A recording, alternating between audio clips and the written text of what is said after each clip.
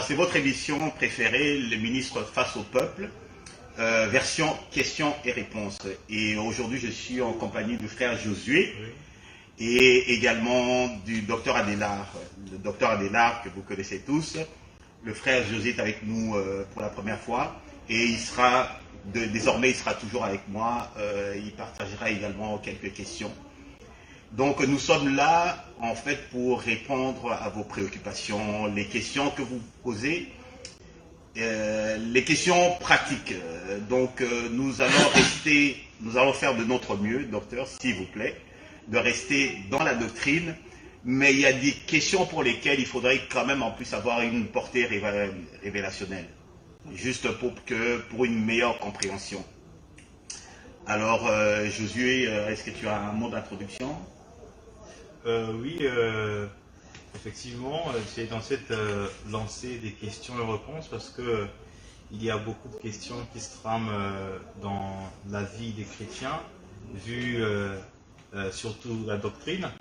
Il y a beaucoup de questions, il y a beaucoup de confusion aussi qui règne, et c'est pas des moments qui sont donnés quotidiennement, où parfois les gens se mettre en train, ou des ministres qui acceptent de recevoir des questions à leur endroit, parce qu'après, généralement, le ministre de l'évangile, c'est quelqu'un qui se présente devant un auditoire et qui n'a que la parole, voilà, qui monopolise la parole, mais c'est très rare souvent, et cela nous renvoie vraiment à l'évangile de Christ. Là où Paul, de l'église de Corinthe aussi, avait des moments des questions de réponses, ça apportait vraiment beaucoup de lumière sur quelques points d'ombre et ça permet de recadrer l'église dans cette vision. Donc vraiment, c'est un réel plaisir de passer ce genre de moment dans la présence du Seigneur. Et puis il faut rappeler également, notre Seigneur également était souvent pris à partie par des personnes. Oui, effectivement, en posant des questions, et lui il répondait souvent. Et ça nous rappelle l'épisode dans Matthieu 27, où il s'adressait aux pharisiens, et c'était dans cet élan de questions-réponses où ça permettait à l'Église de se recadrer, de suivre la scène de vraie doctrine. En tout cas, c'est un réel plaisir de revivre ces mêmes moments, parce que le Seigneur est le même, hier, aujourd'hui et éternellement. Amen. Alors, sans plus tarder, nous allons commencer. Docteur, comment ça va? Je vais bien, Dieu nous fait grâce. Okay. Dieu nous fait grâce. Alors, je voudrais que vous vous adressiez donc au peuple, pour répondre aux questions de peuple, en tant que pasteur, en tant que docteur également.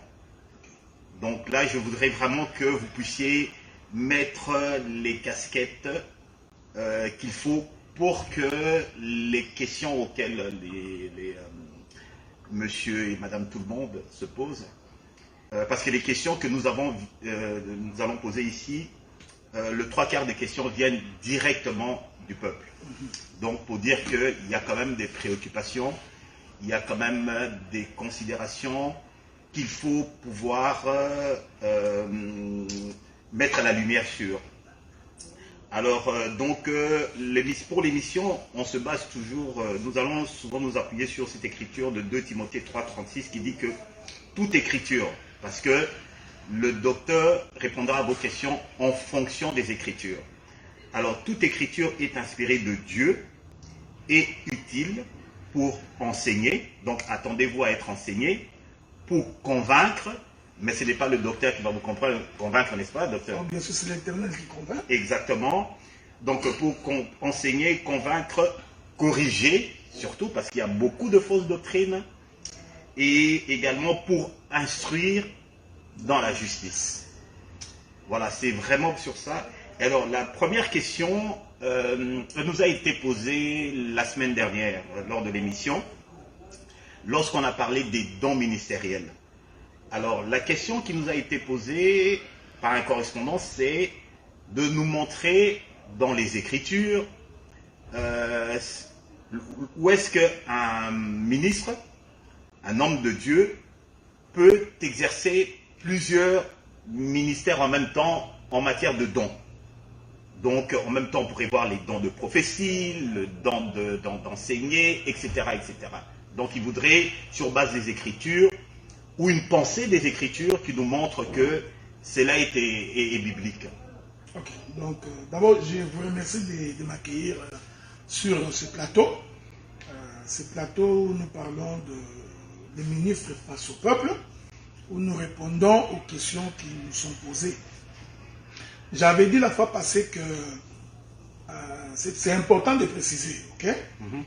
Que d'abord, Dieu appelle un homme dans un ministère spécifique.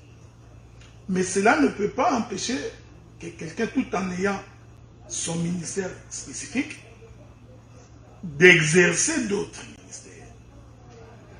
Il faudrait donc préciser que les ministères que nous avions expliqués comme étant l'apôtre, les pasteurs, le docteur, l'évangéliste et les prophètes, j'avais donc expliqué que ce sont là les 5 doigts de Dieu qui constituent les dons ministériels. Mais c'est important de comprendre qu'il s'agit de la parole de Dieu. C'est-à-dire qu'il n'y a pas une délimitation claire, fixe et établie entre les ministères. Parce que c'est la même parole qui coule dans ces dons. Donc, quelqu'un tout en étant prophète peut dans l'enseignement plonger dans les doctorats. Quelqu'un tout en étant évangéliste peut pendant qu'il prêche plonger dans l'apostolat. Mais il a quand même son ministère propre. Je voudrais prendre un exemple. L'apôtre Paul est considéré comme étant, c'est un docteur. Oui.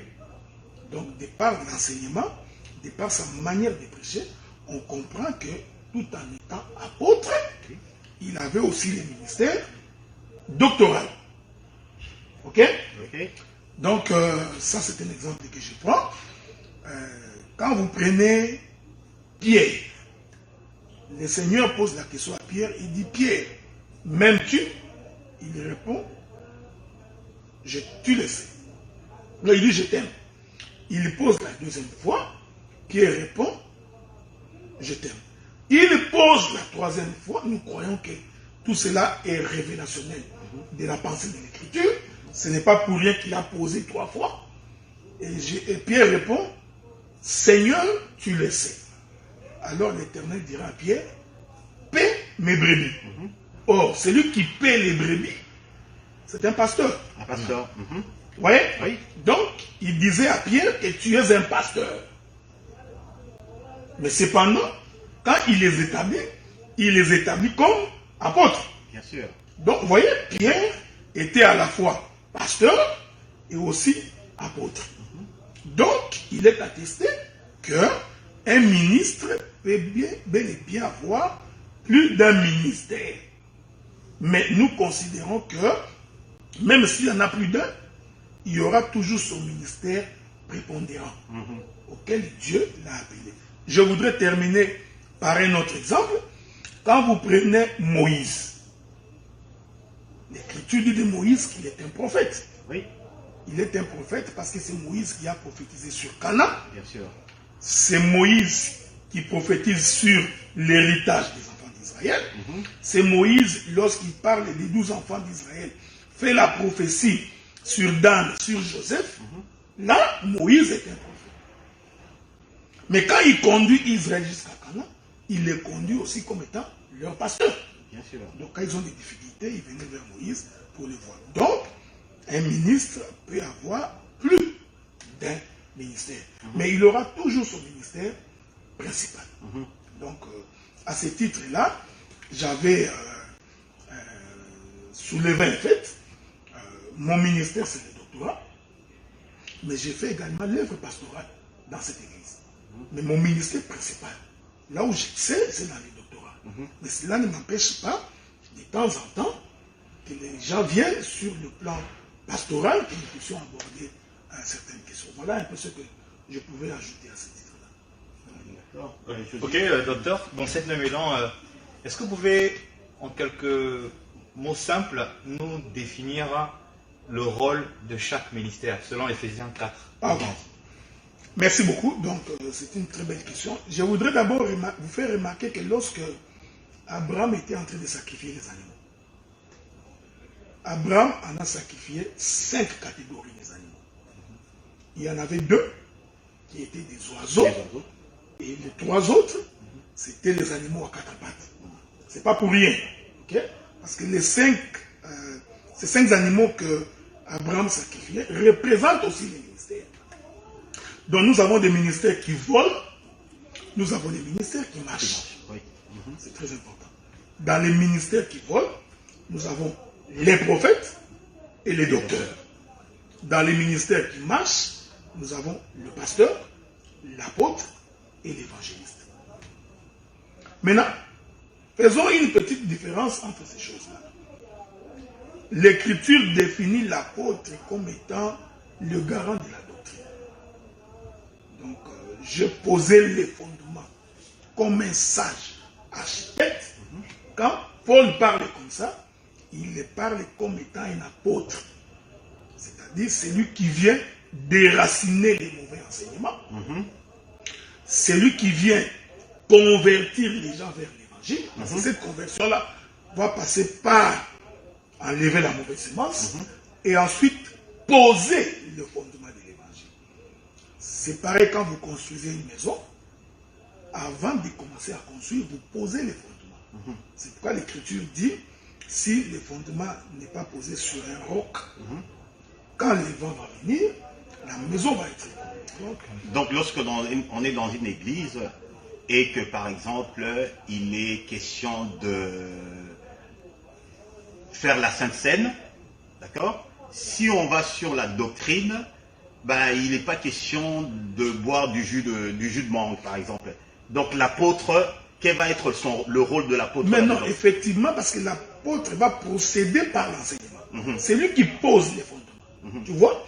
Donc les éléments de la doctrine, je voudrais prendre un exemple concret d'un élément de la doctrine, la conversion. Ça, c'est un élément de la doctrine qu'on ne peut pas changer. Mais dans la marche de l'église, nous pouvons avoir des gens qui viennent à l'église, qui prennent le temps pour se convertir. Mais cela ne change pas la doctrine.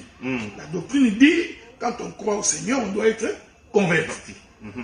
Mais dans le tact de tous les jours, le pasteur peut aller par les tacts en essayant d'amener l'homme à comprendre que Dieu l'a amené à la conversion sans être direct. Ok, sans faire... En fait, il est emmené à faire des détours au niveau de la doctrine. Donc, ça veut dire qu'il faut qu'il trouve une manière de garder la brebis. Ok. Vous voyez, la doctrine est claire. Je vais donner un exemple concret. La doctrine dit par exemple que tu ne peux pas répudier une femme sauf en cas d'adultère. C'est un exemple. L'homme attrape sa femme en flagrance d'immunité. Il vient avec ça. La doctrine sur cette question est claire. Mais le pasteur, par souci de gagner ce couple-là, peut amener le couple à se réconcilier. Dire à l'homme, la femme peut demander pardon, tu peux pardonner et garder la femme. Tu vois? Donc cela veut dire que l'apôtre, lui, il pose la doctrine du Seigneur. C'est très important. Alors que le pasteur gère les brebis au quotidien. C'est pourquoi l'Écriture dit, ton bâton et ta houlette me rassurent. Le bâton frappe, la brebis peut fuir, mais la houlette peut récupérer la brebis et la ramener. Ce sont des choses spirituelles. Ce n'est pas une école. Donc on ne peut pas dire premier point, deuxième point, troisième point. C'est beaucoup plus poussé par l'esprit qu'on est à même de comprendre comment fonctionne le ministère. Le pasteur a les soucis du peuple. Il trouve des moyens pour garder le peuple. Tout en faisant un effort de ne pas briser la doctrine posée par l'apôtre. Vous comprenez ce que nous disons? Je voudrais prendre un autre exemple. La doctrine, ça c'est encore l'apôtre qui pose. La femme doit prier la tête couverte. Bien. Ça, c'est une ligne grosse. Voilà, donc on ne peut pas changer, ça c'est la doctrine. Mais nous pouvons arriver dans un culte. Certaines personnes qui viennent pour la première fois, ils vont venir la tête non voilée. Le pasteur laissera faire. Parce qu'il sait qu'ils viennent d'arriver, ils n'ont pas encore compris l'enseignement. On va y aller maintenant. Ou alors, vous interprétez, vous parlez, mais la personne n'est toujours pas convaincue. Le pasteur ira avec la personne petit à petit. Mais l'apôtre lui dira, vous faites de votre mieux pour que la doctrine soit respectée. Et qu'est-ce qui arrive, docteur, si je me permets, qu'est-ce qui arrive si la même personne refuse systématiquement de se voiler la tête, ou alors un garçon, on peut prendre l'exemple de là, quand on parlait de se couvrir la tête pour la femme, on peut prendre l'exemple d'un homme qui arrive avec une casquette et qui veut garder sa casquette. Qu'est-ce qu'on fait avec ce genre de... On va l'expulser de l'église? Non, on ne peut pas l'expulser, parce que c'est ça le travail du pasteur. De le travail, regardez, un jour, les disciples ont vu un arbre, c'est ce que dit l'Écriture, hein? Donc, un arbre qui était dans un champ, qui ne produisait pas de fruits. Alors, le maître va décider, non, cet arbre est en train de prendre de l'espace pour rien. Coupons-la. Ça, c'est la doctrine, hein? Coupons-la et jetons-la. Les ouvriers ont dit, non, maître, laissez-nous mettre du filet. Peut-être que l'an prochain, il produira. Donc, quand on conduit l'église, il faut avoir ce coup d'œil-là. Donc, je vais encore donner notre exemple. Lorsque Jacob croise Ésaü, pendant qu'il retournait chez son père, quand son frère l'a embrassé, il lui dit, allons vite à la maison. Jacob dit, j'ai des femmes qui allaitent, j'ai des troupeaux qui ont des petits, laissez-moi marcher au rythme du troupeau. Ça, c'est le pastorat. Je prends un exemple. Lot fait lâche. Non, Noé fait lâche. Mais tous les animaux ne sont pas entrés au même moment. Non. Donc, quand il a fait lâche, il était à la fois prophète, il était aussi apôtre, parce qu'il a posé les fondements. Mais dans l'attente que les animaux rentrent, il a fait le pastorat. Donc, ce que nous voudrions dire, c'est-à-dire que quand on fait l'œuvre de Dieu, il faut toujours vous dire que c'est l'Éternel Dieu qui convainc. Bien. Si Dieu n'a pas convaincu, vous risquerez de créer des hypocrites. Maintenant, l'importance de l'apôtre, c'est lorsque l'un des ministres voudrait changer la doctrine. C'est-à-dire, je commence à prêcher que non, tu peux venir prier sans te voiler. Non. Là, l'apôtre va dire, non, tu voudrais déplacer les bornes posées par le Père. La doctrine va rester intacte, même si les hommes n'obéissent pas à la doctrine, mais la doctrine reste la doctrine. C'est comme qui dirait, le péché est condamnable. Nous ne pouvons pas changer la doctrine pour dire, nous comprenons que vous volez, parce que nous sommes dans un pays, nous comprenons que ma soeur, tu n'as pas du travail, voilà pourquoi tu te prostitues. Non, ça c'est changer la doctrine. La doctrine dit, les prostituées, les voleurs n'hériteront pas le royaume des cieux. Alors, si du haut de la chair, les autres ministres veulent changer cet enseignement, c'est en ce moment-là que l'apôtre intervient pour dire, vous ne pouvez pas changer la doctrine. Bien. Alors, vous voyez, déjà là, j'ai établi la différence entre l'apôtre et les pasteurs. Pour les deux ministères. Pour les deux ministères, donc, sur lesquels c'est clair. on marche. Voilà. Très bien. Voilà.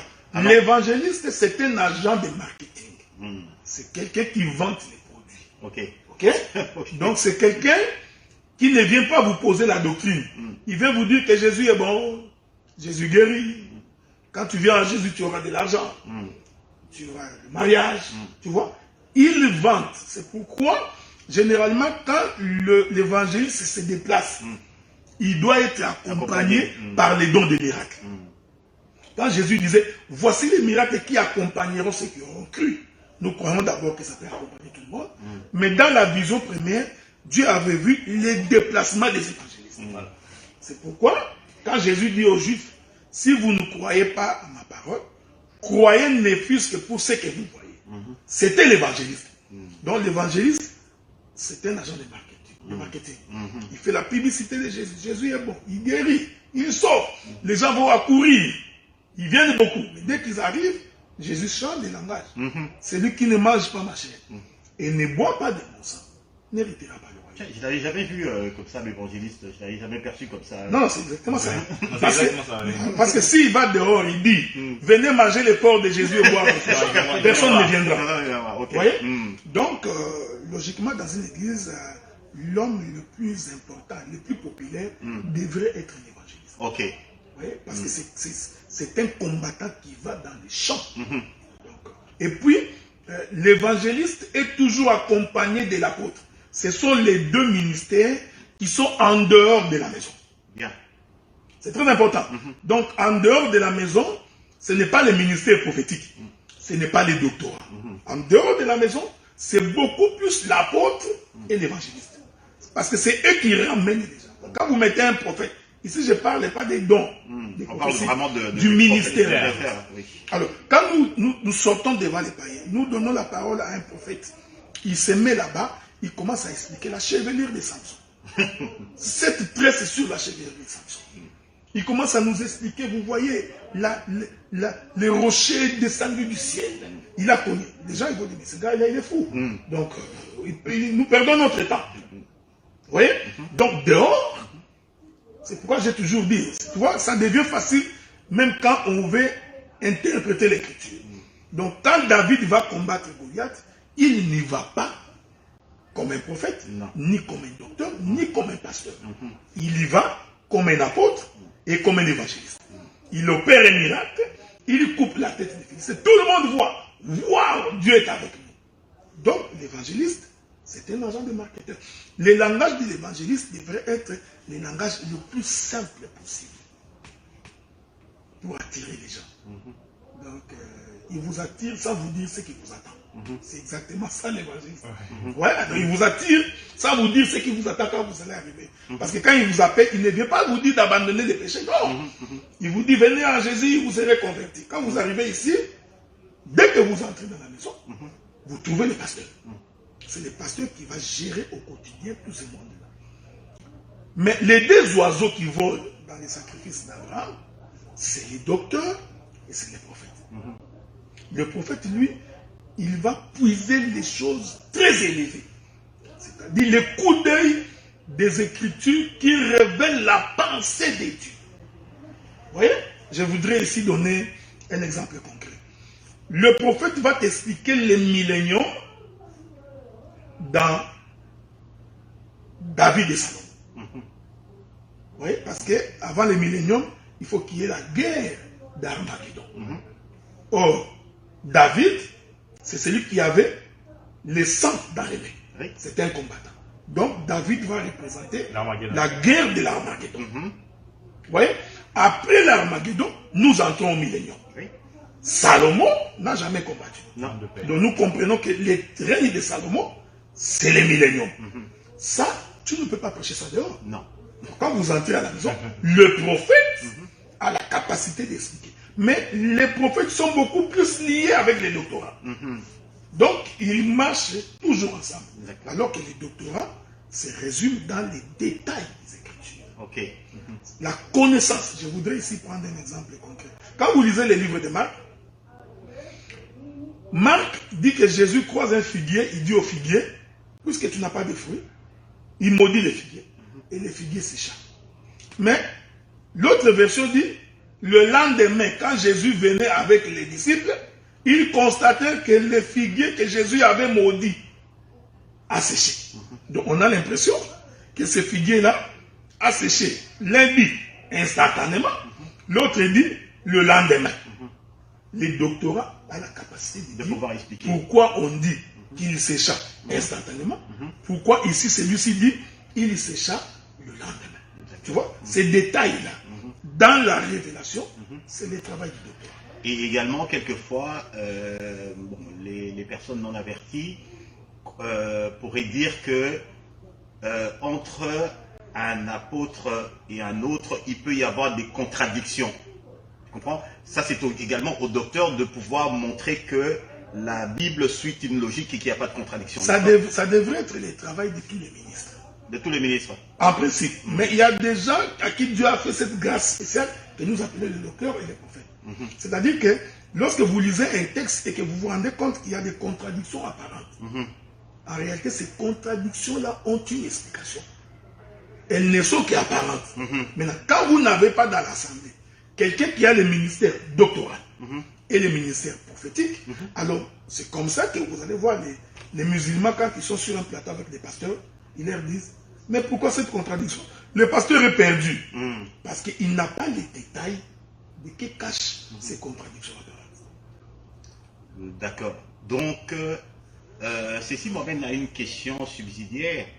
Les gens qui disent que étant donné que la Bible a peut-être été inspirée par le Saint-Esprit, mais que l'écriture a été faite par des gens mortels et tout, il peut y avoir des erreurs de traduction, il peut y avoir, et même il y en a même qui disent qu'il peut y avoir de la falsification. Est-ce qu'il y a de la falsification dans la Bible? Non. Est-ce qu'il y a des erreurs dans la Bible? Des erreurs de traduction? Je voudrais... Attendez, je vais essayer de lire une écriture. Je ne sais pas si j'ai trouvé cette écriture-là. Ça devrait se trouver dans les livres d'Ésaïe. Souffrez que nous allions voir si je peux trouver ça. Je ne sais pas si j'ai trouvé cette écriture, mais ça devrait se trouver dans les livres d'Ésaïe. Ou les livres des Proverbes, je ne sais pas. Je reviendrai là-dessus. Il y a une écriture qui dit que consultez les livres de l'Éternel. Je crois que c'est si votre ami Guy Roger, Dr Guy Roger nous suit. Ah bon, mais le problème c'est même si nous, cette histoire est tellement loin qu'on ne peut même pas... Ok. Josué, ça te dit quelque chose? Il y a une écriture qui dit que consultez les livres de l'Éternel, aucun d'eux ne fera défaut. Donc, c'est cette écriture-là que je suis en train de chercher. Je sais que je la trouverai. Regardez, donc, en fait, dans la Bible, il n'y a pas de contradiction. Donc, parce que les Écritures ne peuvent pas se contredire. J'ai parlé également de falsification et des erreurs de traduction. J'ai parlé de ça. Ah, j'ai trouvé ça. Je suis dans Ésaïe, chapitre 34, le verset 16. Ésaïe, chapitre 34, le verset 16. Ok. Écoutez ce que la Bible dit. La Bible dit, consultez-le. C'est un seul livre. C'est comme ça qu'Ésaïe présente ça. Consultez le livre de l'Éternel et lisez. Aucun d'eux. Non. Donc, Ésaïe nous fait comprendre que les livres est plusieurs. Mais il commence par dire, consultez le livre. Ensuite, il dit, aucun d'eux. Donc, le seul livre est plusieurs. Aucun d'eux ne fera défaut. Ni l'un, ni l'autre ne manqueront. Car sa bouche l'a ordonné, c'est son esprit qui les rassemblera. C'est ce que je voudrais dire. Quand vous lisez les textes de la Bible et que vous avez l'impression qu'il y a des contradictions, pour comprendre, il faut les rassembler. Donc si vous ne les rassemblez pas, vous restez dans la contradiction apparente. Donc vous pouvez lire que Matthieu a dit telle histoire, Marc dit autre chose. Ésaïe vous dit, pour que vous compreniez, il faut procéder au rassemblement. Donc si vous ne procédez pas au rassemblement, vous ne comprendrez pas les textes de la Bible. C'est là où nous croyons que Dieu a donné les ministères pour ça. Pour que les contradictions apparentes entre les différents livres, que les ministres soient capables de rassembler pour que le peuple comprenne quelle est la pensée de l'Écriture. Donc il ne peut pas y avoir de contradictions apparentes de la Bible. Eh bien, pour ceux qui ne sont pas rassurés, vous avez toujours quand même tout de même la possibilité de poser vos questions. Et comme je vous avais dit la semaine dernière, les questions que nous recevons aujourd'hui, parce que pour l'instant nous ne sommes pas encore équipés entièrement, parce que vous voyez, nous sommes dans une logique de déménagement et d'aménagement. Alors les questions qui seront posées en direct cette fois-ci, nous allons prendre le soin d'y répondre la semaine prochaine, à l'émission prochaine. Josué, est-ce que tu peux me lire ce verset-ci? Alors lequel? Attendez, j'ai arrivé. Oui, Matthieu 24 à partir du verset 11. Nous sommes dans Matthieu. Excusez-moi. Pas de publicité là.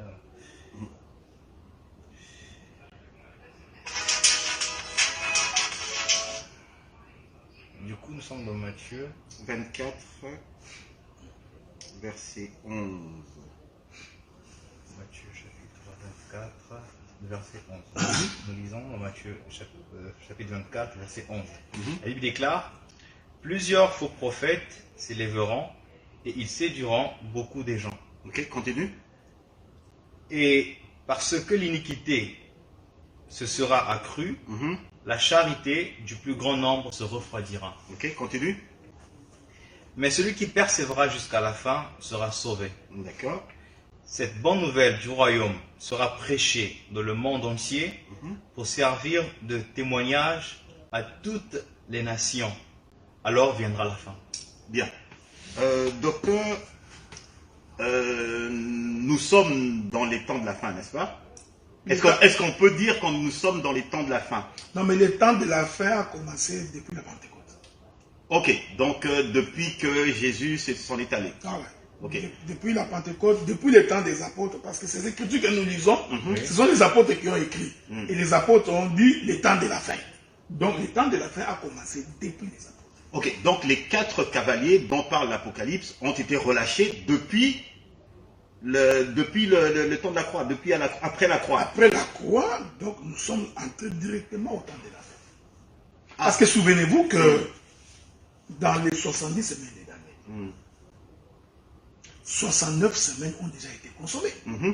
Ok? Exact. Voilà. Donc l'Éternel va ouvrir une brèche à la 69e semaine pour nous permettre, nous, de rentrer. Maintenant, tout ce qui nous reste ici, nous attendons l'enlèvement. Après l'enlèvement, la brèche va être refermée. Alors la 70e semaine va commencer. C'est très important de préciser que nous sommes en train de vivre les temps de la fin, pas la fin du monde.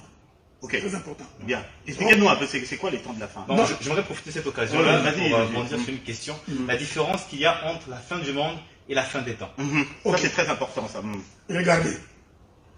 La fin des temps est une dispensation qui renferme une portion de l'Église et une portion d'Israël. Je vais m'expliquer.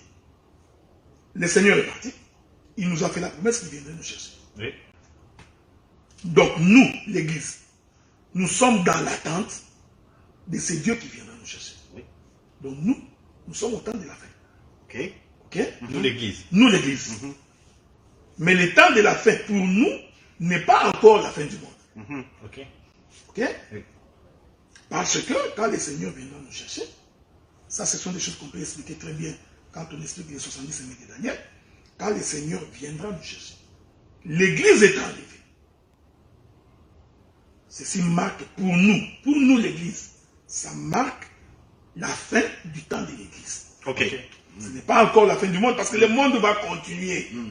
C'est-à-dire que Dieu ferme la parenthèse qu'il avait ouverte à la 69e semaine. La Bible dit, il suffit que le mystère de l'iniquité agit déjà. Oui. Il suffit que celui qui les retient ait disparu pour qu'il apparaisse. Oui. Celui qui les retient, c'est l'Église. C'est notre présence sur la terre, c'est le Saint-Esprit. Souvenez-vous du temps de Lot. Donc, Dieu ne pouvait pas frapper Lot, Sodome et Gomorrhe, tant que Lot était dans Sodome et Gomorrhe. Donc, ce qui retenait que Dieu ne frappe pas Sodome et Gomorrhe, c'est la présence de Lot. Il suffit que Lot ait disparu, c'est-à-dire enlevé, Dieu va frapper Sodome et Gomorrhe. C'est ce qui va arriver. Lorsque nous serons partis, l'Antichrist, qui agit maintenant comme un mystère, va apparaître. Ok. Est-ce qu'il est déjà parmi nous? La Bible dit tout simplement que le mystère de l'iniquité agit encore. La personne de l'impie n'est pas encore apparue. Ok. Mais ces prophètes sont déjà dans le système. Bien. Okay? Ils sont en train de préparer le chemin de l'Antichrist. Alors, quand l'Antichrist va apparaître, le monde va continuer. Je vais donner un exemple ici. Le jour où l'Église disparaîtra, vous voyez comment les choses sont tellement bien faites, tout le monde saura. Les médias aujourd'hui, même celui qui est au village, on en parlera dans tous les médias qu'il y a une disparition des hommes sur la terre. Ça se dira dans tous les médias. De la même manière que quand on a Covid, ça se disait partout. Donc tous les médias vont reporter les mêmes histoires. Non, il y a des gens qui sont disparus en Colombie, au Congo, disparition. J'ai perdu mon père. Tout le monde. Les gens qui ont l'enseignement, ils comprendront que l'enlèvement vient d'avoir lieu. Okay? Il va se créer une crise mondiale. C'est cette crise-là mondiale qui permettra l'apparition de l'Antéchrist, qui aura à la fois un pouvoir politique et un pouvoir religieux. Nous parlons d'un homme physique. D'un homme physique. Une personne physique. Parce que Christ était une personne physique, l'Antichrist serait aussi une personne physique. Dieu ne change pas. Okay? Alors l'Antichrist va apparaître. Je vais éviter beaucoup de détails parce que ça prend tout un enseignement. Oui, bien sûr. L'Antichrist va apparaître. Il créera un semblant de paix entre Israël et les nations de la terre, les Arabes, tout ce monde-là.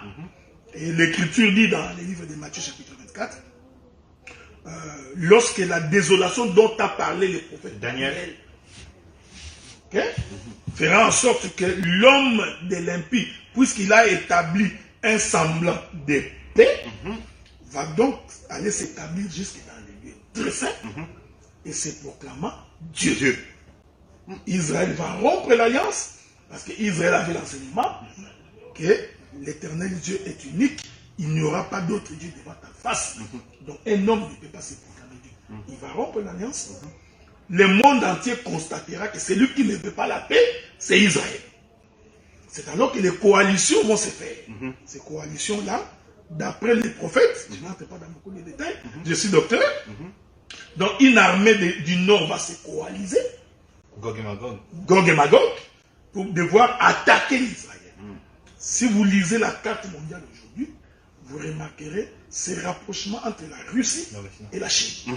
Ce rapprochement-là n'est pas gratuit. Okay? Donc c'est très important. Donc, là, l'Église est déjà partie. Ouais, mais le monde continue quand même. Bien. Maintenant, ce que nous sommes en train de suivre là, ça, ce sont maintenant les événements qui vont nous amener vers la fin du monde. Bien. Okay? Donc il y aura guerre Magog, l'Armageddon va apparaître, le Seigneur descendra avec le souffle de sa bouche, et pendant que les diables, parce qu'on retiendra les diables pendant 1000 ans. Okay? Donc, et quand on va les relâcher, il sait que son temps est à compter, le monde sera dans un trouble impossible. C'est alors qu'il n'y a que l'Éternel qui peut descendre pour mettre fin. Donc ça, jusqu'à ce qu'il va les lier, les mettre dans le feu de la Guéhenne, ça nous sommes dans la fin du monde. Ce qui est différent des événements du temps de la fin pour l'Église. Ce qui est totalement différent. Ok. Je pense qu'on prendra peut-être une fois une émission complète où on parlera de... Oui, parce que ça renvoie à l'eschatologie. Oui, à l'eschatologie, oui, bien sûr, bien sûr. Et comme vous savez, en ce moment, les gens ont un peu abandonné l'eschatologie et tout ça parce qu'ils trouvent que c'est beaucoup trop philosophique, mais en réalité, nous sommes en plein dedans. Non, mais regardez, si tu as le coup d'œil de Dieu, Dieu ramène ce qu'il a fait dans le passé. Mais ce que nous déclarons, c'est passé quand Israël est sorti d'Égypte. Donc la guerre de Gog, Magog, Armageddon, tout ça s'est passé pendant qu'Israël sortait. Remarquez. Donc Moïse quitte l'Égypte, il va épouser Séphora. C'est la 69e semaine, c'est la parenthèse qui vient de s'ouvrir. Vous voyez, parce que Moïse vient, il trouve deux juifs en train de se battre, il voudrait les séparer. L'un lui pose la question de qui t'a établi juge. Donc, celui-là, il a compris que cet homme ici, c'est un juge. Voyez-vous? Il dit, personne n'est à établi. C'est ça, Israël qui rejette le Messie. Parce qu'en fait, c'était leur Messie. C'est le même Moïse qui va les sauver. Il les rejette. Mais quand Moïse est rejeté, ça c'est dans l'ombre. C'est un type. Ouais. C'est un type, voilà. C'est une image. Moïse, qu'est-ce qu'il fait? Il va chez les Madianites. C'est là-bas qu'il va trouver Séphora. Vous comprenez ce que je dis? Il va trouver Séphora. C'est la parenthèse ouverte à la 69e semaine. Elle va avoir des enfants avec Séphora. Elle en a eu deux. Ces enfants-là vont représenter l'ombre de ce que nous sommes. Mais remarquez, avant que Moïse ne retourne pour prendre Israël, il n'est pas allé avec Séphora. Il a dû renvoyer Séphora et ses enfants chez son père. Bon, tu vois, comme ça, on aurait dit, il a divorcé. Oui. Mais dans la pensée prophétique, c'est l'image de l'enlèvement. Maintenant, tout ce qui va se passer en Israël, dans les 10 plaies, c'est l'image de la guerre d'Armageddon et consorts. Les 7 tonnerres, les 7 plaies. Voilà. Ouais. Vous voyez? Maintenant, quand il traverse la mer Rouge, et que Pharaon vient mourir. Mais c'est ça, Apocalypse 22. C'est-à-dire, il met fin à toute chose. Le diable est lié avec toutes ses acolytes, son armée. Ouais. Donc tout ça se trouve dans l'ombre. Maintenant, il faut être ministre de Dieu pour aller expliquer Gog, Magog. Ça, on a donné en grosso modo, hein, pour aller expliquer avec détail Gog, Magog et Armageddon dans la sortie des enfants d'Israël. Okay. Alors, donc, comme on vous avait dit tout à l'heure, c'est que nous allons marcher, mais nous allons également aller dans les hauteurs. Parce qu'on a quand même, notre invité, c'est quand même un docteur de la parole. Alors, de temps en temps, il faudrait qu'on puisse aller également dans la révélation pour comprendre des choses. Ceci dit, je reviens à quelque chose que vous avez dit tout à l'heure. Le ministère de l'iniquité. Le mystère. Le mystère de l'iniquité agit déjà. Tu comprends?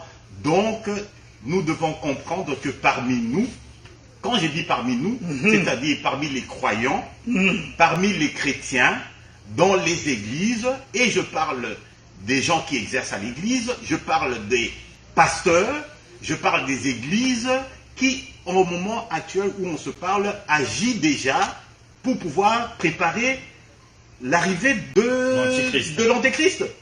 Oui.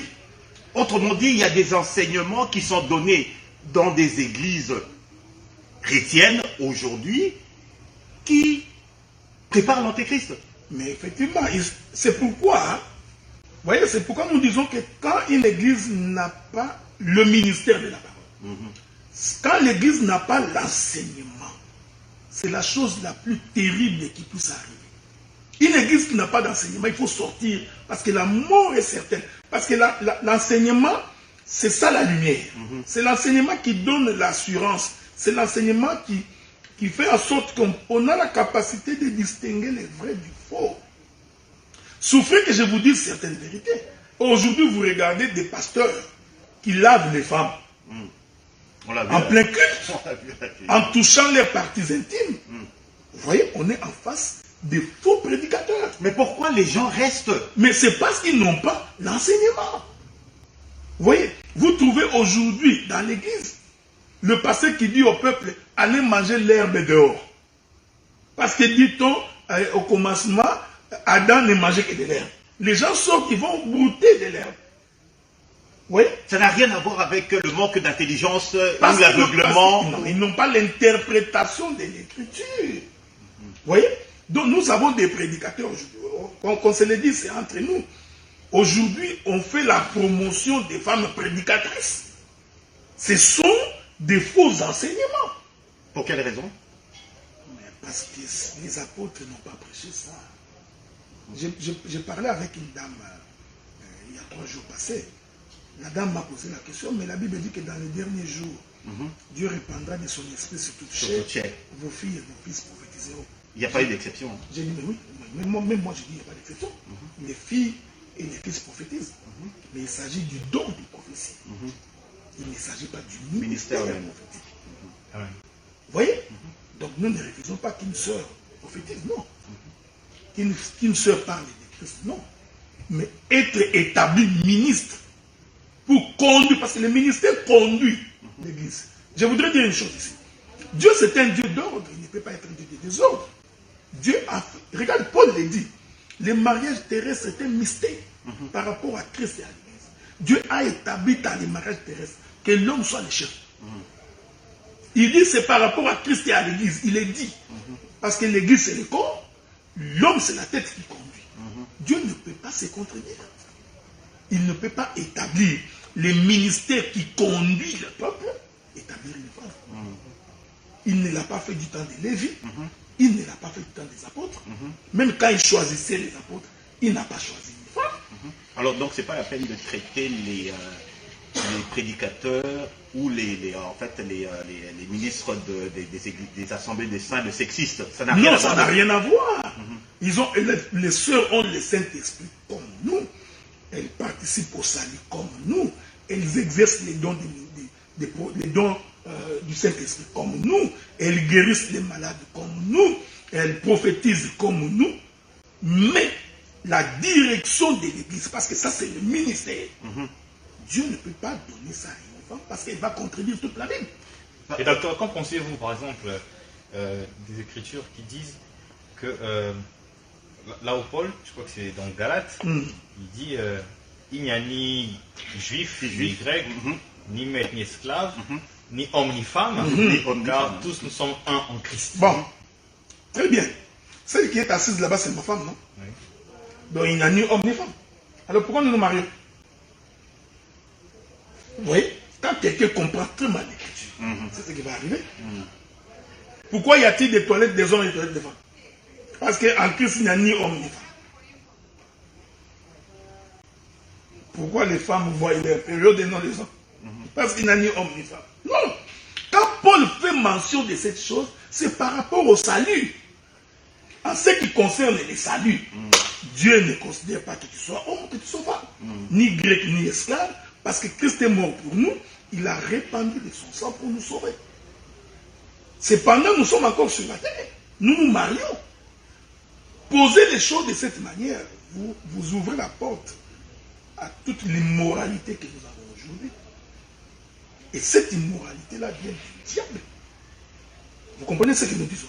Donc, Dieu est un Dieu des principes. J'ai toujours dit ça. Ça ne dépend pas de nous, ce n'est pas nous qui avons voulu. Même tous les hommes ne sont pas prédicateurs. Non. Ce n'est pas le fait que tu es un homme qu'il faut nécessairement que tu sois ministre. Non. Donc, il y a aussi des frères dans l'église, jusqu'à ce qu'ils mourront, ils ne prêcheront pas. Ils sont comme les autres sœurs. Mais ils peuvent parler de Jésus à gauche, à droite, ce n'est pas mauvais. Donc la sœur peut en parler à gauche et à droite, ce n'est pas un péché, mais la direction. C'est pourquoi j'avais dit. Le leadership. Le leadership. Elle peut diriger dans une entreprise. Elle peut être présidente. Nous avons une première ministre en Angleterre. C'est une dame, elle dirige les hommes. Nous n'avons rien contre ça. Ça, c'est le monde. Mais dans le principe de Dieu, non. Et le cas de Déborah, qu'est-ce que vous faites? Déborah était une prophétesse. Elle exerçait les dons des prophéties. Ça, on peut pas le dire. Déborah était également établie juge. Également. Mais non, ces jugements-là ne peuvent pas se comprendre comme un jugement du genre qu'il dirige les gens. Parce que celle qui prophétise fait un jugement. C'est dans ce sens-là. Je vais prendre un exemple. Et puis, il ne faut pas oublier que l'Écriture dit qu'autant des juges, il y avait un désordre. Oui. Parce qu'il n'y avait pas de roi. Non, effectivement. Vous vous souvenez de cela? Oui. Il y a même une dame qui a dit à un roi, si je vais avec toi en guerre, c'est la femme prendra la gloire qui lui revient. Donc, nous disons que les sœurs ont des dons de prophétie. Quand elles prophétisent, elle peut te donner l'orientation. Bien-aimé Josué, Dieu m'a montré ceci, cela, et Dieu m'a dit de te dire, tu l'écoutes. Elle fait un jugement. C'est dans sa prophétie qu'elle fait un jugement. Mais conduire, parce que pour comprendre la conduite de l'Église, il faut aller lire les sacerdoces lévitiques. Parce que Dieu a dit, mettez-moi Lévi là-bas, pour qu'il soit à mon service. Lévi servira de pont entre moi et le peuple. C'est pourquoi dans tous les sacerdoces lévitiques, aucune femme n'y entre. C'est comme ça que Christ aussi, en arrivant, il a choisi les hommes, il n'a pas choisi les femmes. Mais est-ce que les femmes ne peuvent pas parler de Jésus? Non, elles peuvent. Elles en ont la capacité. Mais la direction, non. Et docteur, qu'en pensez-vous de la femme samaritaine qui, une fois après avoir rencontré Jésus, elle va à Samarie, elle annonce qu'elle a rencontré un homme qui l'a dit toute sa vie. Elle a fait un témoignage. Elle a fait un témoignage. Ouais. Ouais. Elle n'a pas prêché le mystère de l'évangile. Voyez-vous? Elle a fait un témoignage. C'est pourquoi la femme peut parler de Jésus. Ce n'est pas un problème. Et cette femme-là, elle n'a pas réuni les gens pour devenir une église. Non, mais les femmes à la résurrection de Christ, ce sont elles qui sont parties vers les apôtres pour leur annoncer que Christ était ressuscité. Mais annoncer une nouvelle, ne veut pas dire que vous dirigez. Même dans cette hypothèse-là, elles n'ont pas dirigé Pierre. Je voudrais prendre un exemple. Il y a des gens qui ont toujours dit que les femmes étaient les premières à annoncer Jésus. Non, c'était les soldats. Les soldats qui étaient dans la tombe, c'est eux les premiers qui sont allés dire il n'est plus là. Vous comprenez? Donc c'est un faux débat. Les femmes peuvent parler de Jésus. On ne leur interdit nullement. Mais le problème, c'est que l'Église du Seigneur, dans son organisation, les dons ministériels, il n'y a aucune femme. En tout cas, je pense que c'est que peut-être, on va peut-être faire une fois, ça sera un débat peut-être entre deux ministres. On va peut-être organiser un débat entre deux ministres, par exemple le docteur Adélard avec quelqu'un d'autre, sur justement ces thèmes clés, ces thèmes qui sont très chauds. Qu'est-ce que tu en penses? Ouais, les thèmes doctrinaux, c'est des thèmes qui soulèvent beaucoup de questions et qui prêtent aussi beaucoup de confusion. Exactement. Parce que là, il dit que dans les derniers jours, quelques-uns ne supporteront plus la sainte doctrine, mais ayant la démangeaison d'entendre des choses agréables, ils se feront des foules des doctrines des démons même. C'est pour autant dire que c'est toujours des moments très, très agréables. Comme dit la Bible d'ailleurs aussi qu'il est beau pour des frères de demeurer ensemble. C'est comme lui précise chez la barbe d'Aaron. Donc je pense que par ce genre de moment, chacun de nous peut prendre un morceau de pain qui lui sera agréable. Et cette manne-là, qui est le Christ, la vraie manne, lui permettre d'avancer dans cette marche dans le désert que nous sommes en train de vivre aujourd'hui. Et vraiment, c'est très très important, frère Sam. Justement, pasteur, docteur, en fait, vous préférez qu'on vous appelle docteur, frère ou bien... Non, tu peux m'appeler frère, c'est pas grave. Frère, ok, parfait. Parce que bon, je connais des gens, une fois je m'étais trompé, c'était un apôtre, je l'ai appelé frère, mais il était pratiquement offusqué. Qu'est-ce que vous pensez de ce genre de réaction? Mais je crois que c'est ce que j'enseigne ces derniers temps. C'est l'ego de la personne. Quand l'homme est charnel, il n'y a rien à faire. Il n'y a rien à faire, il est charnel. Donc, est-ce qu'il n'est pas un frère? C'est un frère. J'aurais encore accepté si c'est facile si on l'avait appelé une sœur. Ok? Ça, je comprendrais. Non, mais si on l'avait appelé une sœur, je comprendrais. Mais c'est un frère. Donc, ce sont des gens qui voudraient s'imposer en tant que tel. Il n'a pas le ministère. Il est sûr et certain qu'il n'en a pas. Alors, pour qu'on les respecte, il voudrait qu'ils s'imposent. Appelez-moi apôtre. Ok. Parce que ce qui est évident, on n'a pas besoin de l'annoncer, on n'a pas besoin de le montrer, bah, ça se voit. Quand on sert Dieu, on le voit. Donc aujourd'hui, on est vraiment en face. Remarquez, nous sommes dans la génération de bien apparaître. Vous n'avez pas remarqué ça? Nous sommes dans une génération où la tromperie est visible. Tout le monde veut donner l'impression. C'est que la Bible dit, ayant l'apparence de la piété, mais ignorant ce qui en fait la force. Regardez toutes les femmes aujourd'hui. La culture de la beauté. Les hommes aussi, hein. C'est ce que je viens par là. Pas, je viens par là. Toutes les femmes aussi sont dans la culture de la beauté. N'oublie pas que ta femme est en face. Donc, tous les hommes sont dans la culture de la beauté. Les hommes sont devenus comme des femmes. Donc, nous sommes dans la culture de la minceur. Tout le monde est dedans. Ce mouvement est entré aussi dans l'église. L'église est dans la culture d'apparaître. Même quand un prédicateur prêche, il prend des allures. Bien-aimé dans le Seigneur. Non, là c'est encore mieux. Donc, il prend un mouchoir blanc, il enroule sur son micro. Et quand il parle, vous voyez la manière de parler. Ils sont dans la culture d'apparaître. Aujourd'hui, quand on prêche, il faut qu'il y ait une musique douce qui se joue derrière. Un fond sonore. Voilà, un fond sonore. Ce sont des choses anodines. Mais en réalité, ça cache tout un état d'esprit. Donner l'impression que c'est un homme de Dieu. Jésus avait vu ça. Il dit, vous vous habillez en soutane, vous marchez comme des hommes qui craignent Dieu. Cependant, au-dedans de vous, c'est des tombeaux blanchis. Aujourd'hui, les hommes de Dieu sont dans ça. Donc, vous les regardez, vous dites, c'est un homme de Dieu. Les églises qu'on dit des réveils, tous les hommes de Dieu aujourd'hui sont dans des vestes. Moi, je viens de là. Tu viens de là. Okay. Donc, ils sont tous dans des vestes. Donc, les pasteurs sont toujours dans des vestes. Mais on a l'impression qu'être meilleur serviteur de Dieu, c'est s'habiller en costard. C'est ça, s'habiller en costard. Tu vois, tout ça, ce sont des éléments qui nous prouvent que nous tendons. Effectivement, il y a un frère qui avait chanté ça. Le monde dans l'église, l'église dans le monde. Vous venez dans l'église, vous avez l'impression que vous assistez à un concert de Wenge. Les gens dansent comme dans le monde. Ils s'habillent comme dans le monde. Ils se maquillent comme le monde. Donc vous entrez, il n'y a que le nom de Dieu. Mais toute la manière d'être, vous vous rendez compte que c'est le monde. Mais alors, docteur, dans ces conditions-là, moi je me mets à la place du croyant qui ne demande qu'à connaître la vérité, qui ne demande qu'à se rapprocher du Seigneur, tu vois, qui ne demande qu'à respecter la parole. D'accord?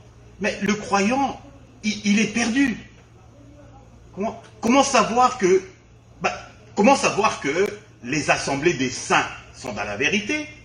Pourquoi ça ne serait pas l'église des derniers saints, des derniers jours, je ne sais pas quoi, d'accord, des derniers prophètes de Salomon, comme a dit un cousin à moi, l'église des derniers jours de Satan, pour caricaturiser, et tout. C'est quand même assez compliqué pour le croyant. Pourquoi est-ce que nous n'avons pas le monopole de la vérité, nous les assemblées des saints? Je préfère ne pas présenter les choses de cette manière-là.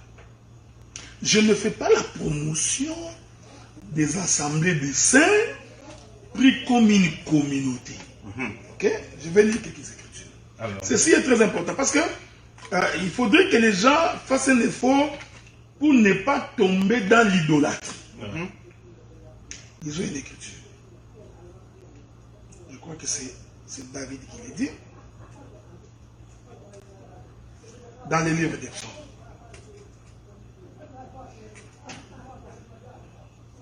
Je prends Psaume chapitre 89. Quel verset? À partir de quel verset? Le verset 6. Il est écrit: les cieux célèbrent tes merveilles, ô Éternel, ta fidélité dans l'assemblée des saints. C'est dans la Bible. Okay. Il faudrait éviter de considérer l'assemblée des saints comme étant une communauté. Marque à déposer. Ah, tu vois, c'est très dangereux.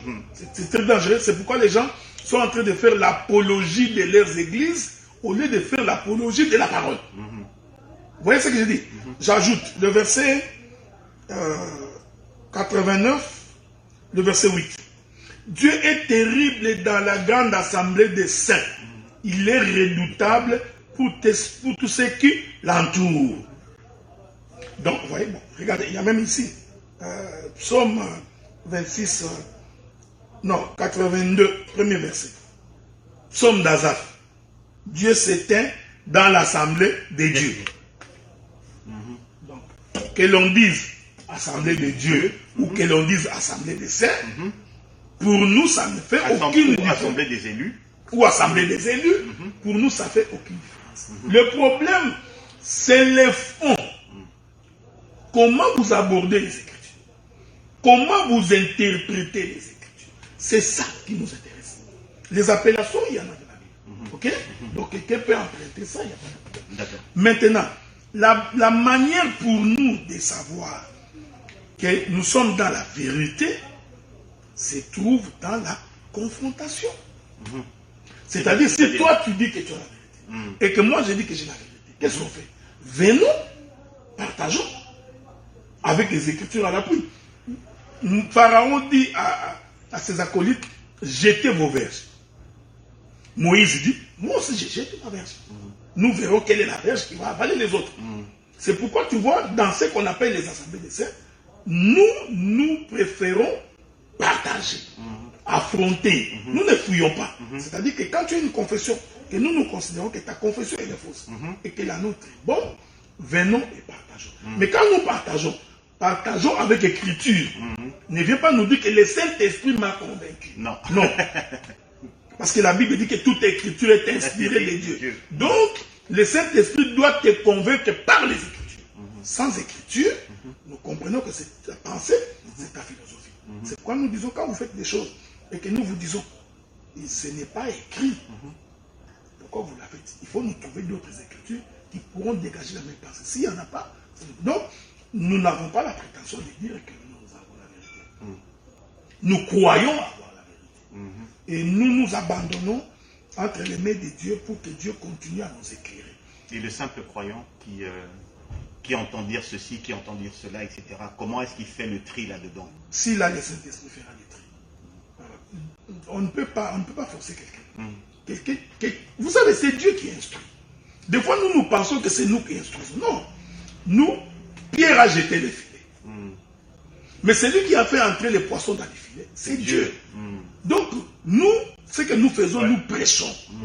Nous laissons Dieu convaincre. C'est comme Paul a dit, j'ai semé, Apollos arrosé. C'est Dieu. C'est Dieu qui fait croître. Exactement. Donc, nous, en tant que prédicateurs, nous n'apportons pas les jugements sur les communautés. Nous ne venons pas condamner certaines personnes. Moi, je peux me lever ici pour dire, non, l'église de Bima, vous irez en enfer. Je ne peux pas dire ça. Je présenterai... Et pourtant, il y a des... Il y a des prédicateurs qui disent que si vous ne croyez pas à ce message, vous irez en enfer. enfer. Mais c'est une prétention. Vous présentez le message. Quant à ce que le fait qu'il ira en enfer, c'est Dieu qui sait. Donc, regardez, la Bible dit ceci. Lorsque vous aurez le Saint-Esprit vous convaincra.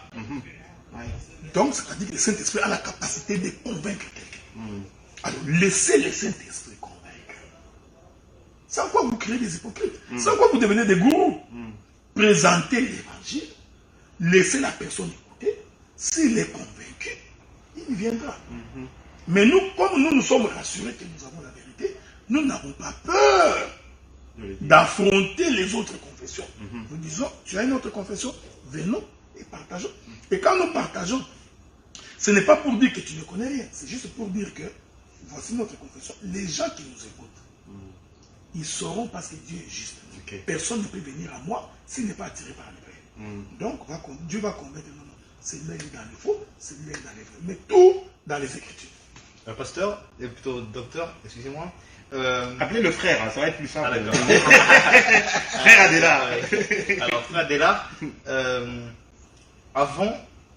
avant l'Ancien Testament, parce que la Bible nous dit d'ailleurs qu'il n'y a de salut dans le nom de Jésus-Christ. C'est Acte 4.12 qu'il dit. Alors, mais pour ceux qui ont vécu avant Jésus-Christ, et ceux qui sont morts sans Jésus-Christ, dans le déluge, par exemple. Dans le déluge, je parle de l'Ancien Testament. Donc, je parle de la période post-Jésus-Christ. Alors, ceux-là, qu'en est-il de leur sort? J'ai toujours aimé parce que la Bible répond à toutes ces questions. Tu vois? C'est ce qui fait notre spécificité. Toujours les Écritures. Comme les chrétiens de Béry. Comme les chrétiens de Béry. Romains chapitre 2. Romains chapitre 2. Je vais donc commencer par le verset 12. Non, verset 11. Je vais descendre. Car devant Dieu, il n'y a point d'acception de personne. Tous ceux qui ont péché sans la loi, ok, donc, qui n'ont pas connu Christ, qui n'ont rien connu. La Bible répond, tous ceux qui ont péché sans la loi périront aussi sans la loi. Et tous ceux qui ont péché avec la loi seront jugés par la loi. Ce ne sont pas en effet ceux qui écoutent la loi qui sont justes devant Dieu, mais ce sont ceux qui la mettent en pratique qui seront justifiés. Verset 14, il est écrit, quand les païens qui n'ont point la loi font naturellement ce qui est prescrit la loi. Donc Dieu a mis dans tout homme, même sans avoir écouté d'abord Jésus, Dieu a mis dans tout homme sa loi. Voilà, c'est pourquoi Paul dit, quand les païens qui n'ont point la loi, ils ne connaissent pas Christ. On ne leur a pas dit que ceci est mauvais, ceci est mauvais. Font naturellement ce qui prescrit la loi. Ils sont, eux, qui n'ont point la loi, une loi pour eux-mêmes. Ils montrent que l'œuvre de la loi est inscrite dans leur cœur, leur conscience en rendant témoignage, et leur pensée s'accusant ou se défendant tour à tour. Donc, toutes les personnes qui sont mortes avant que Christ vienne, Dieu a mis dans leur conscience la loi de Dieu. Et cette loi-là est pour eux un jugement. Donc, nous comprenons que, je vais donner un exemple, qui avait dit à Caïn que tuer c'est mauvais? Mais quand Dieu lui dit, ce que tu as fait là est mauvais, sa conscience lui disait aussi que ce que j'ai fait est mauvais. Donc Dieu a fait en sorte que dans le cœur de tout un chacun, qu'il y ait la loi de Dieu. Et quand tu meurs sans connaître le Seigneur, cette loi-là que Dieu a mis en toi sera pour toi un jugement. Mais ceux qui auront écouté la loi également, puisqu'ils l'ont écouté, eh bien, la loi qu'ils ont écoutée, Dieu les jugera en fonction de cela. Alors, pour en venir, les chrétiens, la Bible nous dit que c'est par la grâce que nous sommes sauvés. Parce que la grâce et le jugement, c'est deux conceptions très différentes. Maintenant, à ce moment-là, pour les chrétiens qui avons cru en Jésus-Christ, est-ce que nous allons passer par le jugement? Ou bien il n'y a que des païens qui sont morts sans Jésus qui vont passer par le jugement? J'aimerais un peu comprendre ces deux cas de figure. Parce que nous en plus de ça, parce que nous avons la loi qui est inscrite justement dans l'étape de notre cœur, nous avons également le Saint-Esprit. Voilà. Donc en fait, nous, est-ce qu'on sera jugé plus sévèrement que les gens ne pensaient pas? La Bible dit que celui qui connaît la loi, il sera jugé plus sévèrement par rapport à la loi qu'il connaît. Mais ceux qui ne connaissent pas la loi, Dieu a inscrit la loi dans leur cœur. Je vais prendre un exemple avant de rebondir sur ta question. Regardez un enfant. Il est né. Il va mentir sans qu'on lui ait dit qu'il mentir c'est mauvais. L'enfant déplace un gobelet. Vous lui posez la question. Qui a déplacé le gobelet? Il te dit c'était. Alors que c'est lui. Donc tu vois, il ment sans qu'on lui ait donné la loi qui mentir c'est mauvais. Donc c'est inscrit. Dieu l'a inscrit dans la conscience de tout homme. Pour que personne ne dise qu'il n'a pas compris. Je voudrais le prendre sur le plan pastoral. Laissez-moi prendre ça comme ça, ok? Dieu crée Adam. Est-ce que vous vous êtes posé la question pourquoi Dieu a soufflé dans Adam? Parce que ce souffle de Dieu dans Adam, c'était toute une loi. C'était toute une loi que Dieu a inscrite dans tout homme. Or, quand nous naissons tous dans Adam, nous naissons avec cette nature adamique. C'est-à-dire l'inscription de la loi de Dieu dans tout homme. Regardez, même les gens qui ne prient pas, ils savent que voler c'est mauvais. Si tu voles aujourd'hui, le gouvernement Trudeau va t'arrêter et te mettre en prison. Parce que eux aussi comprennent que tu veux voler c'est mauvais. Les gens qui font la mafia, ils savent que c'est mauvais. Donc, il y a des choses que Dieu a inscrites dans la conscience de tout homme. Maintenant, venons au problème du jugement. Il faudrait pas croire que le jugement de Dieu serait du genre, tu passes devant Dieu, Dieu te balance, tu as fait beaucoup du bien, ou que Dieu va commencer à te poser la question, tu avais volé ceci, tu as fait ceci, je trouve que tu es condamnable, va là-bas. Non. Les gens qui croient au Seigneur, croire ici c'est vivre la parole, recevoir le Saint-Esprit. Ils passent des ténèbres à la lumière. Donc ce n'est pas du... Donc le fait de croire c'est tout un jugement. Il fait tomber la vie du péché pour qui directement. Donc si je meurs en tant que chrétien, comme quelqu'un qui connaît Dieu, ce n'est pas que je passerai devant le tribunal de Dieu pour être jugé, non. Directement, je m'en vais vers. Donc, celui qui meurt dans le péché, il ne faut pas qu'il pense qu'il va aller devant Dieu pour justifier. Non, non. Donc, sa condamnation est établie déjà le fait qu'il a vécu dans le péché. Donc, il va aller directement en enfer, dans les lieux réservés pour les gens pour qui Dieu a jugé qu'ils ne sont pas dignes d'entrer dans le royaume. Sauf que tu vois, les questions de jugement, de l'enfer et du paradis, c'est quelque chose qui se passe après la mort. Nous pouvons établir les principes, mais ce qui va se passer, effectivement, il n'y a que Dieu qui sait. Il n'y a que Dieu qui le sait. Mais il ne faut pas croire qu'il y aura un tribunal où tu viendras ici pour te justifier. Parce que la Bible nous parle du tribunal, nous parle plutôt du jugement, du trône blanc dans Apocalypse chapitre 20. Que nous les saints, nous jugerons même les anges. C'est ça la question que j'aimerais me poser là-dessus, vous posez plutôt, frère Adela. Parce que la Bible nous dit que nous serons enlevés, selon 1 Thessaloniciens 5,17. L'église sera enlevée, mais en même temps, la Bible nous parle du jugement du trône blanc. Alors la Bible dit, fait mention de ceci, que tout ce dont le nom n'a pas été écrit dans le livre de vie de l'agneau, dès la fondation du monde en plus, ceux-là, ils seront jetés dans les temps de feu. Oui, ils brûleront pour les siècles des siècles. Alors j'aimerais un peu savoir, les chrétiens qui sont enlevés, est-ce qu'ils seront jugés? Est-ce que c'est des païens? Bon, est-ce que la Bible nous dit encore que le sort de l'homme se mourir une seule fois et d'attend le jugement? Alors, on nous parle aussi du tribunal de Christ, là où chacun de nous doit comparaître.